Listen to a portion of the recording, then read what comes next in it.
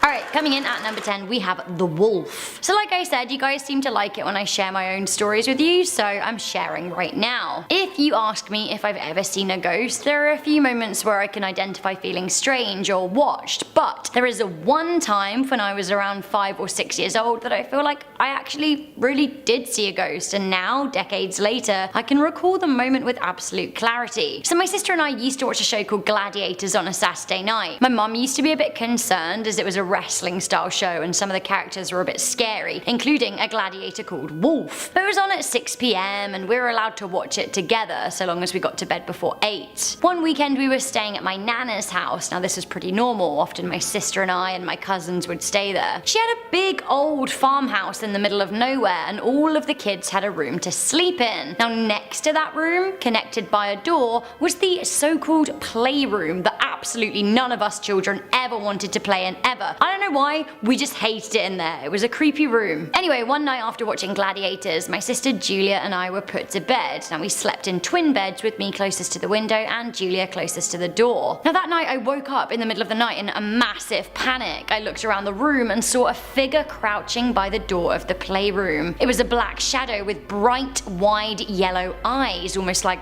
an animal. To me, he looked a bit like a wolf. Now he looked at me and from across the room, it or him, I'm not sure, jumped on all fours to the bottom of my sister's bed. She stayed asleep, but he looked at me directly in the eye and then disappeared. To this day I still remember it. I don't know if Gladiators had scared me, the playroom had scared me, or I'd seen a ghost. Coming in at number 9 we have Fast Food Fast Exit. This story was shared on Reddit by UCQ, who, unbeknownst to them, was caught up in a life or death situation. Receiving 8.2 thousand upvotes, they wrote, "When I was like 4 or 5, my mum and brother and I went along with my dad on a business trip to Seattle. I have a distinct memory of being in a Taco Bell or a McDonald's, I can't remember which, but I remember waiting in line, getting to the front, then my mum talking to us and we left very quickly. I remember being so disappointed and my brother and I were whining and complaining until we got to the next place. A couple of years ago, I'm 28 now, it somehow came up in conversation and my mum told us the whole story. We got to the front of the line and the cashier said in a quiet voice, 'Those men over there are robbing us. They have guns. Take your children and leave now.' So my mum did exactly that and never told us what happened." Now one of the comments read, "Best cashier ever," and I think so. I honestly really hope that they were okay. Coming into number 8 we have Take Me Home Country Road. Reddit user Torchlit shared their scary childhood story. Have a listen to this, it really freaked me out. They wrote, "My friend and I were riding our bikes down a rural country road. A beat up panel van kept trailing behind us slowly, even though we pulled over multiple times to let it pass. Every time we did so, it slowed to a stop behind us. Now eventually we came to a T, so we pulled over again on the road, turning right so the van could get by. Now they continued by saying instead of passing them, it gunned the accelerator and pulled up next to them, opening the car door. Now thankfully another car arrived at the T-junction and the van pulled away. The door to the van slammed shut and it screeched off, never to be seen again." Now a couple months later my parents were watching the news and a picture of a very similar van came on the screen and I said, "Hey, my friend and I saw that once," and my parents quietly freaked. Apparently it belonged to a dude that had been charged with child pornography and molestation and had just got out of jail. Can you even imagine? It sounds like they were actually nearly abducted. Who knows how many of us have had near abduction experiences like that. There are some creepy people out there. Coming in at number 7 we have The Attic. This story comes from redditor No Cats on Me iMac, who used to have a door in the attic in her bedroom. Now her bedroom was attached to a door that led to the attic, I'm not sure if I made that clear. The attic was quite a big space and often her mum would pop up there sometimes to put things in storage. The thing is though, she'd always leave the little door open to the attic and it would frustrate our storyteller. They said it was because they had to keep closing the door, but really I think it was a personal space issue. When you're a teenager, you really don't want your mum going through your room, even if it is to get to another space. Anyway, they said they confronted their mum about it and she said that she hadn't actually been in the attic in months. The redditor was freaked out and decided to investigate what was going on. They kept a note of when they closed the door and it would open again. One day enough was enough and they went in the attic to see what was going on from themselves. This is when they think they saw a face in the shadows. The redditor was so freaked out that they wouldn't sleep sleep in this room anymore. They screamed and they screamed, and their parents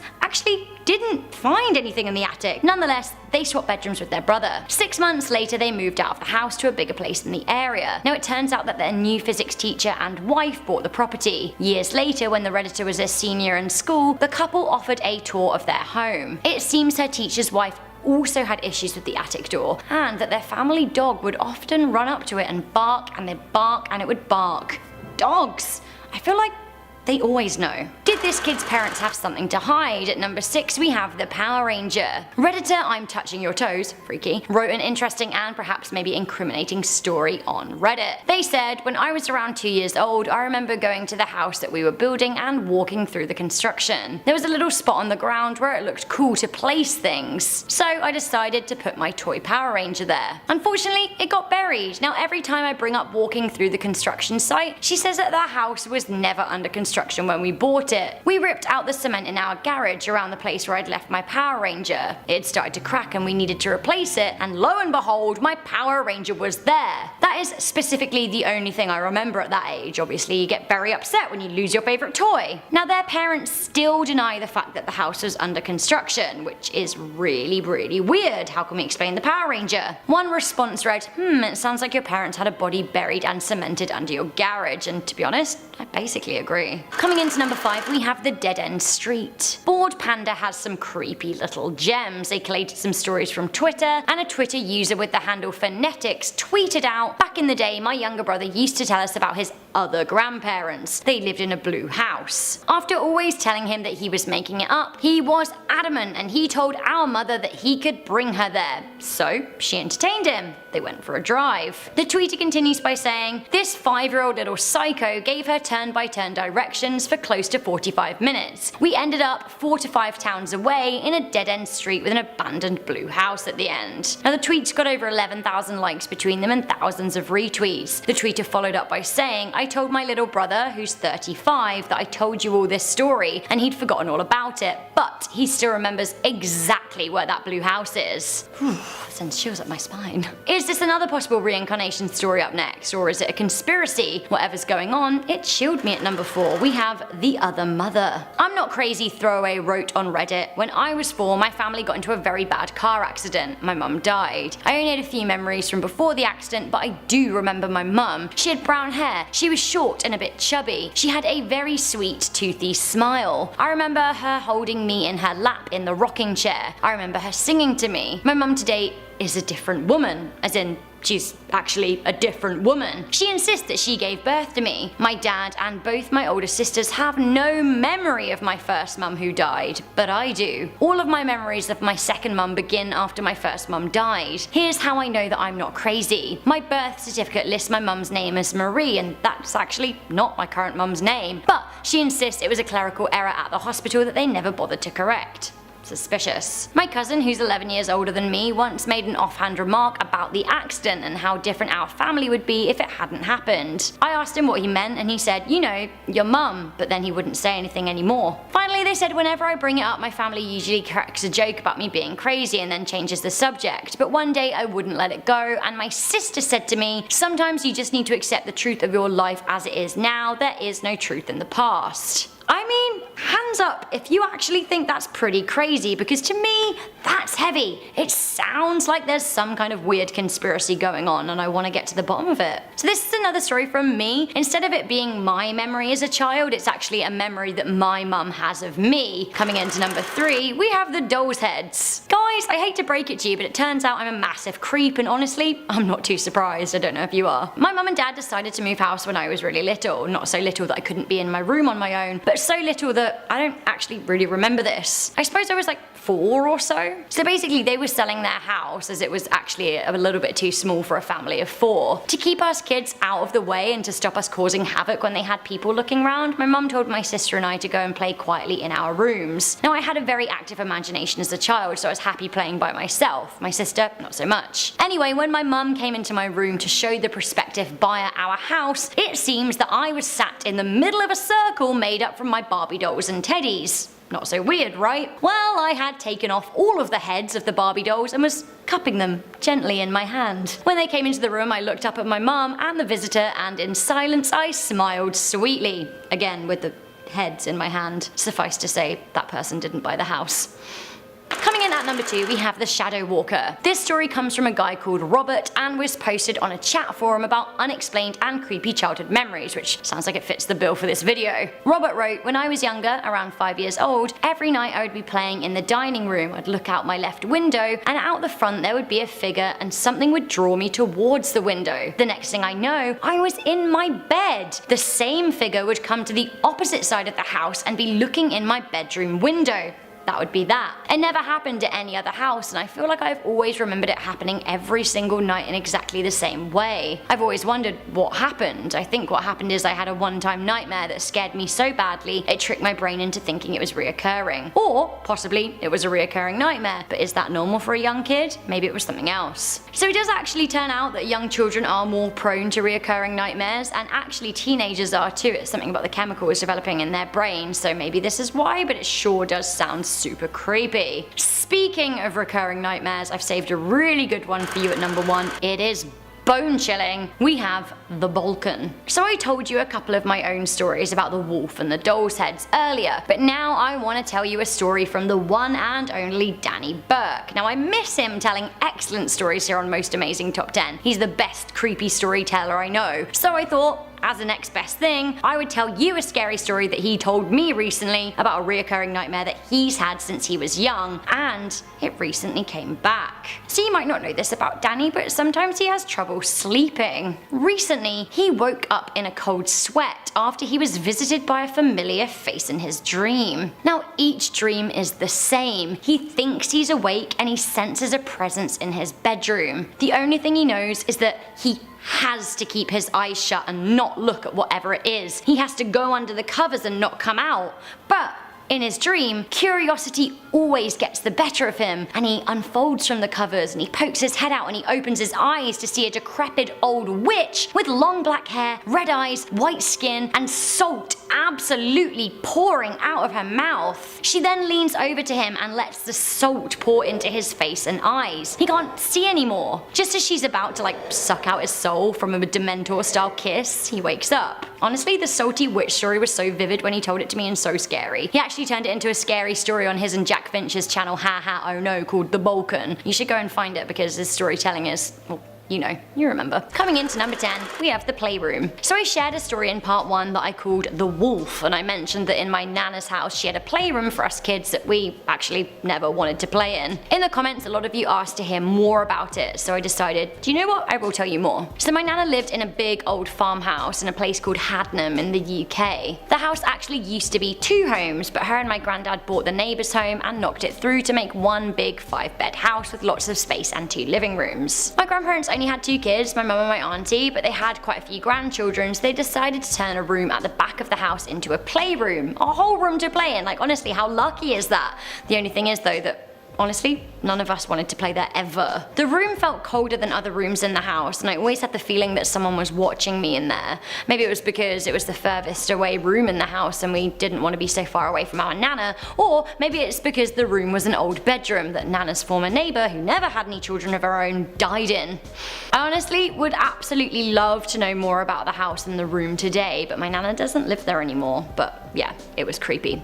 Not a good playroom. Coming into number 9, we have Lucy and the cat. Here, this is another story of my own, but I just wanted to let you know. Up until recently, my family had a cat called Pippin. Now, Pippin was a pretty wild cat, despite being a domestic pet, and when she was young, she used to get pretty crazy. Around 9 PM, almost on the dot, she would run up and down the stairs every night, but after she reached the age of about 6 or 7, Pippin chilled way out. Sadly, Pippin did die last year at the grand old age of 17, God bless her. Anyway, 9 or so years ago, my sister's friend Lucy came over, and Lucy had come around a few times, but not super often. At least 3 or 4 times in the past though. But on this particular occasion, Pippin absolutely freaked out, like seriously freaked out. Pippin was acting like she was when she was a kitten, but only when she saw Lucy. She was running around the room going wild and running up and down the stairs, but she was also doing something new. She would now and then stop dead and just hiss at Lucy, and when I say at Lucy, I kind of mean slightly to the side of her. After a while, Pippin hid behind the TV, which again was something that she'd never done. My mum was baffled and so was Lucy at first, but then she shyly said that her cat had died last week. We kind of think that Pippin maybe knew this, and perhaps Lucy's cat had travelled to our house with her. Creepy. Alright, we have a different story coming in at number 8. We have Jordan. After the first video, you guys started sharing your own scary childhood stories, and I wanted to read one that was submitted by our most amazing subscriber, Serena Bloodmoon. She got the top comment on the video and she said, "When I was young, I had an imaginary friend named Jordan. He had dark brown hair, freckles on his nose and cheeks, and dark brown eyes that almost looked black. We would always play together. If my mum was working or I was alone, we would play even more. He was about 10 or 11 and I was about 6. Sometimes at night he would lay on the floor next to my bed saying that he would keep me safe. As I got older, he started to fade from my memory as an imaginary friend does, but I would still feel like someone was always sleeping next to my bed. A few years ago when I was 19, I moved into my first apartment and met one of the families living there. There was a mother, a father and 2 kids. The girl was Amanda, but the boy, his name was Jordan, and I swear he looked exactly like my imaginary friend and even acted like him. I came home from work one night and the family was going out to do dinner. I said hello and walked past them, but Jordan tugged on my shirt and said, "You'll be safe when you sleep." Creepy. It shook me deeply and I brushed it off. That night I felt a strange presence and looked at the side of my bed. Sitting on the floor was Jordan with a slight smile as he said, "I told you I'd keep you safe." I woke up screaming, realizing that the encounter in the hallway was all a dream. I'm honestly glad that the last part was a dream, but still, that's pretty freaky. Coming into number 7, we have Lake Lost. One thing I love about where I live is that there are loads of beautiful lakes with water clean enough to swim in. The only thing is though, I freak out when something brushes up against my legs. I'm always thinking like, snake. It's probably just weeds, but I really don't want to be touched by a snake. Who does? Luckily, while swimming and being touched by creepy lake things, I've never thought body. But with that in mind, listen to this story from Redditor BarthySphere7110. They said, "When I was a kid, my dad would take us to a giant lake with a big sandy shore. It was like a landlocked beach for hillbillies. I was wading in the shallow end when I felt something brush through my fingers. Being 7 and wishing it was a real beach, I thought maybe these are sea plants. But then I realized that was stupid. As I squeezed the tendrils that were brushing my hand, they squished and sunk. And then I felt bones through the soft squishy mass. Finger-like bones, as if I was holding the hand of a child my age. I got out of the water and I sat on the shore and I told nobody. A year later, my sister said that she'd thought a boy had been kicking her under the water, and when she grabbed at the foot to retaliate, it felt cold and squishy. She also told no one. Honestly, I'm not okay with this story. Did you come across a dead child in the water or a ghost? Ugh. Or maybe water snake. But I have another lake story for you here at number 6. This is Under the Ducks. Julie Jungers Carter wrote into BuzzFeed to share a really scary story about her daughter. Now this is what she had to say. "My 4-year-old told me about the time that she went for a swim in the lake and could hear her mum yelling and crying out to her. But she couldn't come because she was, I quote, under the ducks. Then she remembers falling asleep, and when she woke up, I was her new mummy." I don't feel good about this at all, no. What a terrifying memory to have as a kid, although it seems like her daughter was totally unfazed. If my theoretical child said that to me, I would freak out so hard. Creepfest 2019. Blah. Some real childhood fear coming up next. Can you even imagine this being your situation? We have The Harvester at number 5. A woman going by the name of Blonde Logic wrote into her family forum to share her worst childhood childhood memory, and this actually really shook me because it could have ended so much worse. She wrote, "I was 8 years old, we lived in the country, and I was a real tomboy. I would spend most of my time outside playing. One day, I took the dogs out into a neighbour's field of maize. We were running through the high stalks, and then I heard the harvester. The harvester was coming even close. It wouldn't have been able to see me. I thought I was going to be chopped into a million pieces. And I ran, but I didn't know which way was out, and the sound kept getting louder. I finally managed to make it to the edge and I felt safe. After that, I stuck to climbing trees where I could see everything." Honestly, can you even imagine? That is my worst nightmare, because the person in the harvester would never have seen her, and it would have been like, dead kid. Ugh.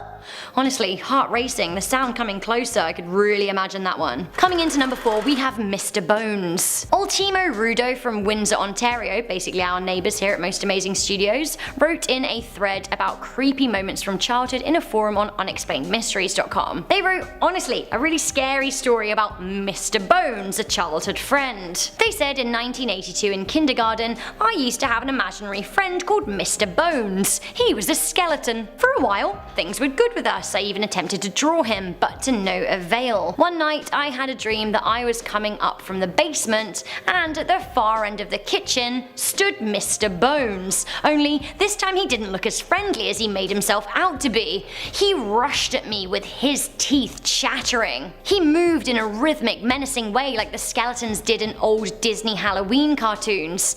After we were done, I wanted nothing more to do with him. I banished him as my imaginary friend. 16 years ago, we moved from our house because the city was widening the boulevard and we were on the sidewalk. Our house was going to be bulldozed. A week before the move, I was up at 2 in the morning watching Chips with my mum, a show that I loved as a kid. That night, I had the same identical nightmare as before. The only difference is, I'm an adult, but Mr. Bones still really scared me. A few years back, I was reading Luna Park by Bret Easton Ellis, and there is a scene in the book where a skeleton with chattering teeth comes running down the stairs. I've never felt such a cold chill in my life. I actually threw the book on the floor and stopped reading it. Whoa, what a story! Who is Mr. Bones? Honestly, who indeed? I heard a theory out there that childhood imaginary friends are actually ghosts that you can see, but a ghost made of just bones? Ugh.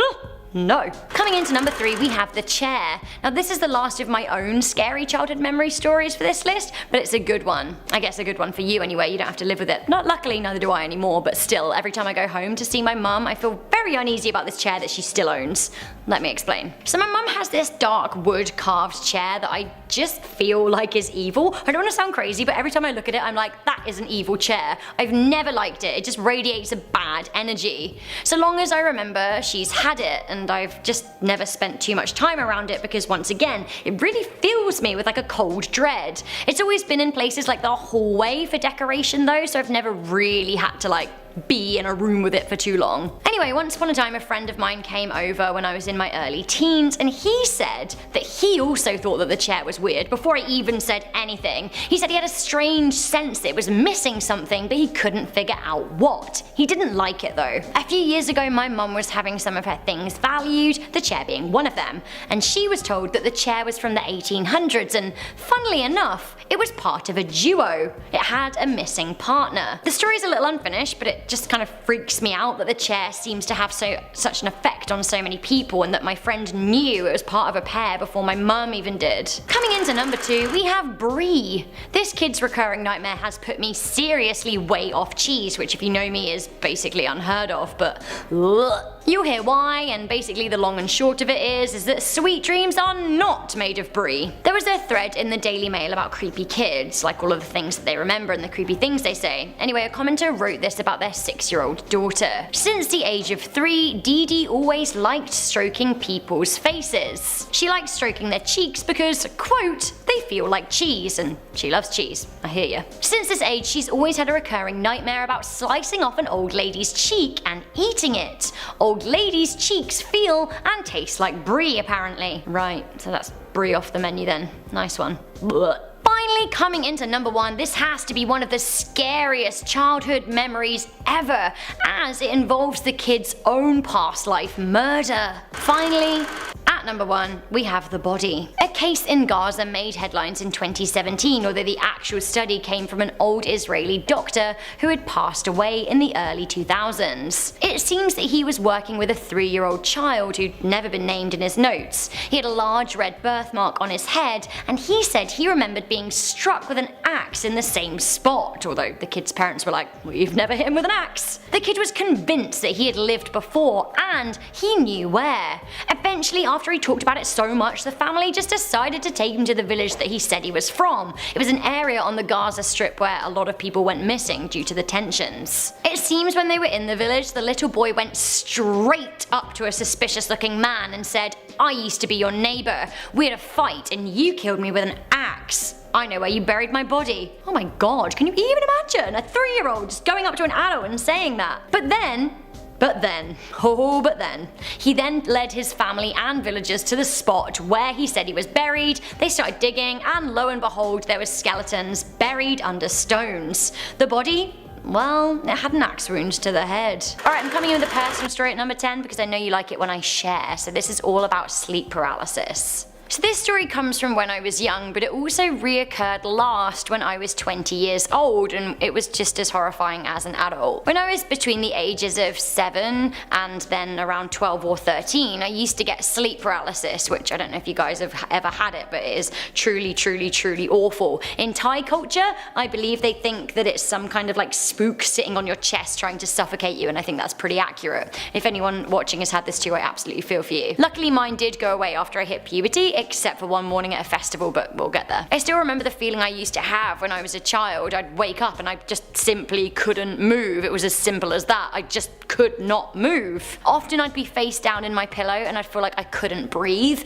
but I would try so hard to roll over and I couldn't. I'd even try and scream out for my mum, but nothing would come out. I was paralyzed. I'd panic. It would be a living nightmare, but eventually I could move. Now it happened around 4 or 5 times a year for about 5 years, like I said, and then it stopped until one day I was at V Festival. I'd bought a cow print pop-up tent and had a really rough night's sleep, and it kept leaking because it was raining. I had a nightmare that someone came into my tent at night and stabbed me right through the stomach. Now when I woke up, I couldn't move. I was paralyzed and I was convinced one of the tent's cow prints was a face staring at me, and honestly, it was a while ago now and I still think about it all the time. So that's my scary memory, but let's move on to other people's scary stories. Imagine what it's like to remember living in a womb. I could live without that. Coming in at number 9, we have before birth. Prenatal memory is an unproven phenomenon noted in a number of children who seem to be able to recall life before life. One Redditor, Moses was the visionary, wrote, "I remember clearly there being a time before I was present in the world where everything was dark and warm. The sensation was that of being in some sort of dark encompassed cave that was extremely comfortable, but at the same time I couldn't really sense anything physically. It was almost as if I had awakened from a deep sleep but was too groggy to fully comprehend what was happening. I remember having a primitive understanding of the fact that I was conscious and perhaps even awaiting something, but try as I might, I couldn't come up with any concrete details. I can't really help but interpret this as self-awareness of myself in the womb, or perhaps just pre-birth." While they do make the story sound kind of cozy, to me it's pretty horrifying. Other kids claim to remember the actual moment that they were, you know, squeezed out. Blah, blah, blah. The miracle of birth is really not something I want to remember. Okay, so some people remember being born, but what if you didn't have any memory of your childhood whatsoever? Listen to this at number 8, we have the Great Nothing. Redditor Ashy Button said, "I remember almost nothing before the age of 12, and that's kinda creepy on its own." Honestly, that really is creepy. I feel like my earliest memories from when I was super young, I was still in a cot and I remember crying when my auntie came in and turned the light out, so the fact that you don't have any memories until you were 12? Other than that, I do remember things that my sister and I would do from around 4 years old, which is around the time people start remembering things, so I don't know. Why can't you remember anything? What does this mean? Next up, I want to include a story from one of our subscribers, like I mentioned at the beginning of the video. Insomninom shared their story in the comment section of part 2, So coming into number 7, we have the story of the Beast. Insomnianom wrote, I have a memory that you could possibly enjoy. I'm an insomniac with a reoccurring nightmare that I've been having since I was 10. Nowadays I'm 20 years old and it happens less frequently, but it was always a large creature that looked like an 8-foot tall demonic animal with black fur and red eyes and white large fangs. It would always stalk me in some post-apocalyptic scenes. Some would even include the Brooklyn Bridge, big gardens, street corners, etc. The worst part was that these scenes were always at night and this creature was invisible unless light breached its fur. The scary part was that the beast was always attached to a chain that was being held by a hooded figure wearing a mask. When that mask came off, it was always myself with black eyes, a stitched mouth, a hollowed out face. It would talk backwards, the beast always coming after me and myself never knowing where I was. I'd try and claw out of my skin and jump at my legs. I'd wake up with scars and burning bruises and it still freaks me out sometimes. To this day, if I'm exhausted and drowsy, I'll see the beast while I drive around out of the corner of my eye, or I think it will, or I'll see the hooded figure in the mirrors around the house. Oh my god, even if you just made that up and it's not true, that is terrifying, and I wonder what that dream means. So you're the one holding a beast that's trying to get you on a chain. I feel like, you know, that's some deep psychological stuff. So I wanted to share another personal story from my family. I talked a bit about this in one of our reality questioning lists, but it seemed like it would also be a perfect fit for this list. Coming into number 6, we have the twins. This story is about the possible dark truth behind imaginary friends. You just never know. In this instance, imaginary friends came back to haunt a member of my family. My auntie Jenny, she's in her 60s now, she can be quite a formidable woman and doesn't take too much nonsense. My mum and her grew up on a farm together, and I actually spoke about that spooky farmhouse in part 1 and 2 if you remember the playroom. Anyway, my mum and my auntie grew up and moved away, and my auntie is now remarried to a man called Colin, who her kids from her first marriage aren't overly enthusiastic about, to put it nicely. They're all a bit more chill now because we're all adults, but something weird happened 10 years ago when my cousins were in their early 20s and they were not here for her husband. It seems that one day Colin lost his watch, but it wasn't just any watch, it was an expensive watch, a family heirloom that he cared a lot about. Now he searched for it everywhere. He searched high and low, he looked in the bathroom, he looked in the living room, he looked in his jeans pockets, his coat's pockets, in the bed, under the bed, behind the bed, in the car, you name it, he looked for it, but he did not find a single thing. Fuming, my auntie immediately thought that the kids were playing yet another prank on her husband. Now she was complaining about them on her coffee break at work. She was a nurse, by the way. Oddly, one of the newer nurses in the company looked at her and said in a really matter-of-fact voice, "Oh, your children don't have the watch. The boy and girl have it." To which obviously my auntie, being a no-nonsense woman, was like, "What are you talking about? What boy and girl?" The woman was still pretty deadpan and she said, "You know, the boy and girl, they're always with you." She advised my auntie to go home and ask for the watch to be returned. Perplexed and bemused, my auntie decided, do you know what, it was worth a punt, she'd do it, even if she was only humouring the lady. So she got back to her house, stood like the no-nonsense woman she is, and said to thin air, "Give it back. Please give me back the watch." Then, I guess she didn't think about it too much. She didn't think the watch was going to make its way back to her, certainly. One night she was on the phone to my nana, her mother, and she told her about the weird nurse at work. And my nana stopped silent on the other end of the phone for a moment and said, "Actually, that's really weird, because come to think of it, when you were little you used to have 2 imaginary friends. They were a boy and girl. Twins. You would walk around the garden with your arms outstretched holding their hands. You always used to be with the boy and girl. You were inseparable." My auntie and my mum, like I said, did grow up on a Victorian era farm that was pretty creepy, so I guess this freaked my auntie out a bit. But the icing on the cake came the next morning when her husband put his coat on to leave the house, put his hands in the pocket, and lo and behold found none other than his missing gold watch. My auntie thanked the boy and girl for its safe return, but has felt very weird ever since. Moving on to number 5, we have The Punishment. Is this another case of an imaginary friend? I found this story on ShareSloth from someone talking about their experience as a babysitter. They said, "I was 17 and babysitting a friend of the family's 6-year-old. He'd been in bed a couple of hours and I peeked in to check on him. He actually wasn't in bed when I checked, so I opened the door wider, and this was when I saw him standing in the corner facing the wall. It was the creepiest thing that I've ever seen. He was young and quirky though, so I asked him what he was doing, and all he did was turn around slowly, smile, put his finger to his lips as if to say shh. I then asked him again what he was doing, and all he said was, "Leave us, this is the punishment." No. Coming into number 4, we have the lady in the blue dress. Now this is another story from good old Reddit. This one is from Mr. Hegel, who wrote, "When I was younger I used to think I was having dreams of an old woman in a blue dress and cat-eye glasses sitting at the end of my bed and singing to me. She'd always sing the same song and then she would leave. One night I followed her into my brother's room, he's younger than me and was around 5. Instead of singing to him, he woke up and they began talking. After 20 minutes my mum came in and asked what we were doing.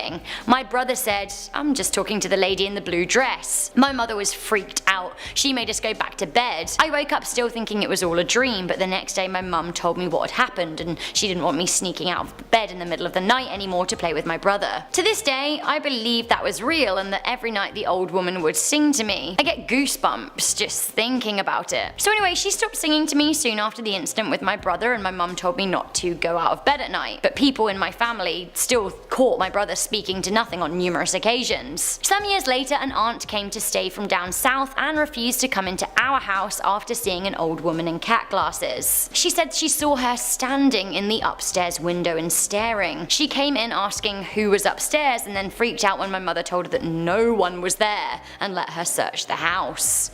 I'm honestly just calling straight up ghost on this one. Coming into number 3, we have, does anyone know CPR? It's a valid question. Honestly though, imagine hearing this in your childhood and living with the memory of it not actually going so well. A user called Fork shared this story on a chat board on a website called I'm Not Okay, and I don't think I am either. They wrote, "My family and I were doing some grocery shopping one day. I was in the 8th grade. One of the store employees came running down the aisle yelling, 'Does anyone know CPR?' Apparently my mum was the only person in the store that did. A woman had collapsed and wasn't breathing, so my mum and I rushed on over to her. My mother performed CPR until the paramedics arrived, but we later found out that she died. Even though I didn't know her, it was really scary to see that. Honestly, I totally understand. That would freak me out and stick with me forever." Alright, the big guns. Coming into number 2, we have Satan. So remember earlier when we talked about someone who couldn't remember the first 12 years of their life? It could be that they are suppressing some kind of horrific memory. In this story, a headline from 1999, it seems that Gail McDonough began remembering her satanic upbringing. She said that there was a farm by her home in which rituals would occur and the powers of Satan would be called on. After years of suppression, she grew up to remember cannibalism, rape, animal sacrifice, and even murder. Maybe you don't want to go digging into your memory gaps then. Finally, is there any childhood memory worse than remembering a school shooting? Coming into number 1, we have Beslan. On the 1st of September 2004 in Beslan, Russia, a crisis developed as a group of 30 Islamic militants and Chechen rebels stormed a massive school on its first day of a new year. They took 1,100 people hostage, including 777 children. Now, over the course of a 3-day siege, 334 people were murdered, including 186 children. A further 700 were moderately to seriously injured. Now 100 or more of the dead actually burned alive. Now, 15 years later, the survivors are grown up and have some very, very dark memories. One such survivor is 17-year-old Aida Sadikov. It is this girl pictured in this image. Now, she was just 7 when the attack happened and was photographed and covered in blood trying to climb her way back into the school to look for her mother. Luckily, her mother did survive the attack, but her best friend did die during the siege. Speaking about the attack, she said that this tragedy changed her life. She said, "It did not break it." She said, "Once a year I always go to the gym to recall those who remain there. My friends and I try not to talk about it on other days. The pain is too much."